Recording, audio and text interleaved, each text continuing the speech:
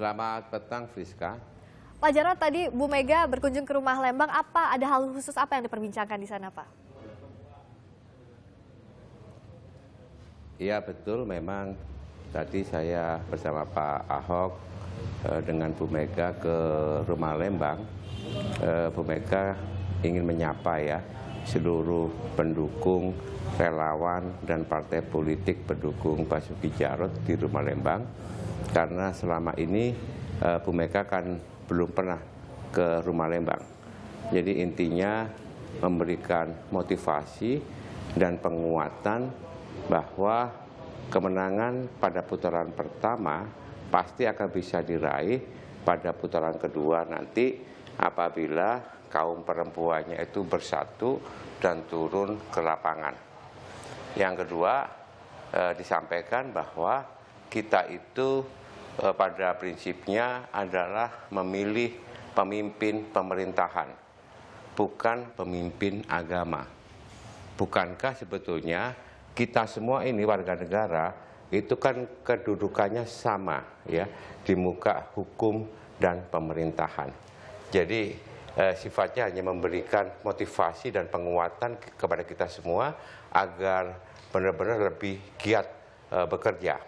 Sambil mengingatkan bahwa persoalan-persoalan pada putaran pertama, terutama banyaknya warga yang tidak bisa memilih, itu harus didorong untuk segera memilih dan segera mengurus formulir C6 sehingga masuk dalam DPT. Itu Friska. Kalau dilihat di putaran kedua ini, kayaknya Pak Jarod lebih banyak belusukannya. Kalau Pak Ahok lebih dibatasi belusukannya. Memang ini strateginya kenapa Pak Jarod? Sebetulnya tidak sebetulnya. Cuma kita itu salah ketika mengartikan kampanye itu identik dengan belusukan. Kampanye itu bisa berbagai macam dilakukan. Salah satunya belusukan. Belusukan pun itu kan sebetulnya bertatap muka secara langsung dengan warga masyarakat untuk menyampaikan visi dan misi.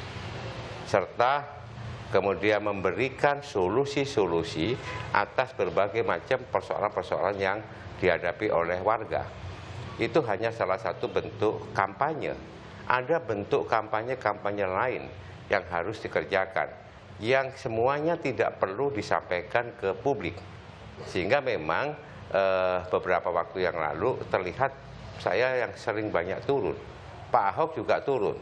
Kalau Pak Ahok turun ke lapangan dan itu disampaikan secara umum, justru yang terjadi yaitu Pak Ahok tidak bisa menyampaikan visi misi, memberikan penjelasan dan mencarikan atau mengeksekusi solusi. Karena ramai banget dan sebagian besar mereka ngajak foto-foto. Ya. Sehingga beliau lebih suka turun ke bawah tanpa ada pemberitahuan terlebih dahulu terutama kepada media.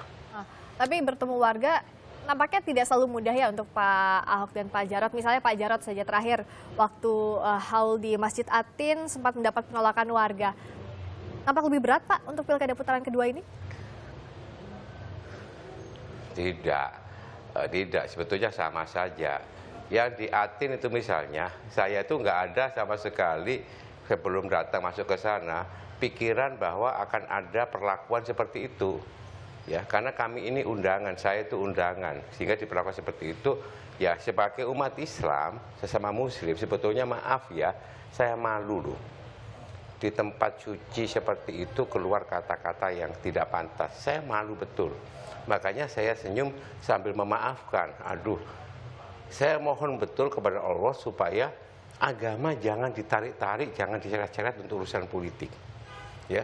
Syukur alhamdulillah sekarang ini kalau kita turun ke warga tidak ada lagi penghadangan-penghadangan seperti yang saya alami dan Pak Basuki alami pada putaran pertama. Selama ini belum pernah ada, Friska. Kalau Pak Ahok, Pak Jarod juga melihatnya seperti apa? Pak Basuki dan Pak Jarod melihat apakah masih sehat kampanye di putaran kedua ini? Sehat atau tidak itu bisa dilihat dari gejala-gejala yang terjadi, fenomena yang terjadi di minggu pertama, minggu kedua putaran kedua ini, kita melihat banyak sekali spanduk-spanduk yang sifatnya provokatif, yang sifatnya menggertak, menakut-nakuti, dan mengkait-kaitkan dengan persoalan-persoalan agama. Ini kalau menurut hemat saya sangat memprihatinkan. Seakan-akan kita itu betul-betul balik ke belakang. Ingat bahwa pilkada itu bukan hanya di Jakarta, tapi juga di 100 daerah pada tahun ini dan tahun depan di 171 daerah. Kalau seumpama persoalan-persoalan agama ditarik untuk urusan-urusan politik seperti ini, bukan tidak mungkin ini akan menjalar di daerah-daerah yang lain. Oleh karena itu kami tetap melakukan proses kampanye yang betul-betul sejuk, damai. Bagaimana sebetulnya wajah Islam yang sesungguhnya itu sejuk, damai, toleran, gitu ya, tidak menjelek-jelekan, ya, tidak menghina, tidak mencaci, tidak memaki-maki orang lain atau warga yang beragama selain Islam. Inilah pendidikan politik yang bisa kita petik di Jakarta pada putaran kedua ini, Friska. Sandungan berbau sara ini apakah akan berpengaruh ke elektabilitas dari pandangan Pak Jarod? Relatif, nanti kita lihat nanti ya. Tapi saya masih meyakini bagi warga Jakarta itu adalah pemilih-pemilih yang cerdas, yang bisa membedakan mana yang bermanfaat, mana yang lebih baik, mana yang lebih bekerja, mana yang mempunyai integritas, mana yang mempunyai prinsip satunya kata, satunya perbuatan, mana yang benar-benar mempunyai track record, pengalaman untuk melayani, biarkan warga. Jadi saya masih yakin betul bahwa pemilih di Jakarta itu sangat cerdas dan rasional. Itu yang pertama. Yang kedua, dari data yang kami peroleh bahwa sebetulnya indeks demokrasi pada masyarakat Jakarta itu paling tinggi. Artinya masyarakat Jakarta itu pada dasarnya adalah sangat toleran. Dan sekali lagi saya sampaikan, kalau ada yang tidak toleran seperti itu, saya memandang cuma sekelompok kecil orang saja yang panik dan mencoba menakut-nakuti warga yang sangat toleran dan punya berpikir jernih serta rasional. Oh, untuk mengukur keterpilihan jelang nanti, waktu pemilihan kan ada banyak hasil survei yang saat ini sudah dilakukan. Tipis angkanya antara pasangan nomor urut 2 dan nomor urut 3. Bagaimana Pak Jarod melihat ini? Survei kami melihat bahwa itu hanya satu alat ukur sementara. Survei sangat dinamis, ya. Nanti akan bisa dilihat di lapangan, sangat dinamis. Saya bukan tidak percaya sama survei, tetapi kalau kita itu kemudian turun ke bawah, menyapa, meyakinkan, dan kemudian menyampaikan sesuatu itu dengan baik, dengan sejuk, gitu ya. Saya yakin nanti akan ada perubahan signifikan pada survei itu, ya. Jadi sekali lagi saya terima kasih dengan banyak survei dan saya suka karena kemarin saja pada putaran pertama itu banyak yang meragukan bahwa pasangan Basuki Jarot akan bisa unggul. Tapi ternyata unggul kan kita nomor 1, ya. Kita unggul pada putaran pertama. Padahal di beberapa kali survei Basuki Jarot selalu ditempatkan kalau nggak nomor 2, nomor 3, ya. Tetapi alhamdulillah kita bisa menang. Sama seperti sekarang ini. Bukan saya tidak percaya sama lembaga survei, tapi kita akan tetap optimis bahwa pasangan Basuki Jarot akan bisa unggul pada putaran kedua.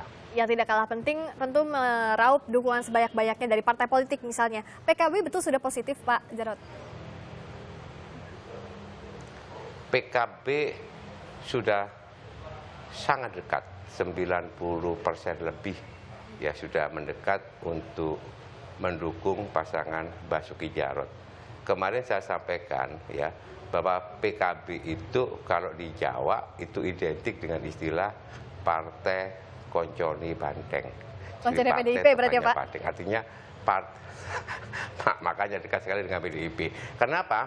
Karena sebetulnya Islam yang dikembangkan oleh PKB yang kemudian bersumber dari Nahdlatul Ulama itu hampir sama seperti yang dikembangkan oleh PDI Perjuangan, yaitu Islam yang rahmatan lil alamin, yang toleran, yang menghargai satu sama lain, yang benar-benar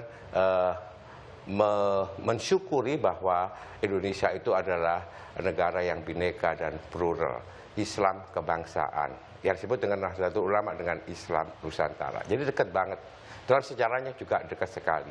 Jadi terakhir Pak Jarod, jelang nanti apa yang jadi prioritas? Meraup dukungan partai politik atau ke akar rumputnya? Belusukan ke masyarakat? Jelas dong, suara itu kan di akar rumput, di warga.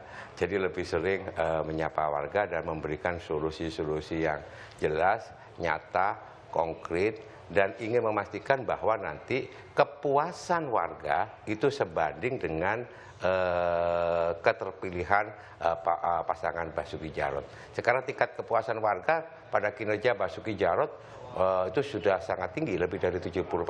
Nah, kita akan menyamakan itu tingkat kepuasan sama dengan nanti tingkat keterpilihan pasangan Basuki Jarot dengan banyak turun ke bawah dan memberikan penjelasan-penjelasan yang rasional dan baik kepada warga masyarakat. Baik, terima kasih Pak Jarod. Jarod Saiful Hidayat, calon Wakil Gubernur DKI Jakarta nomor urut 2, sudah bergabung di Kompas.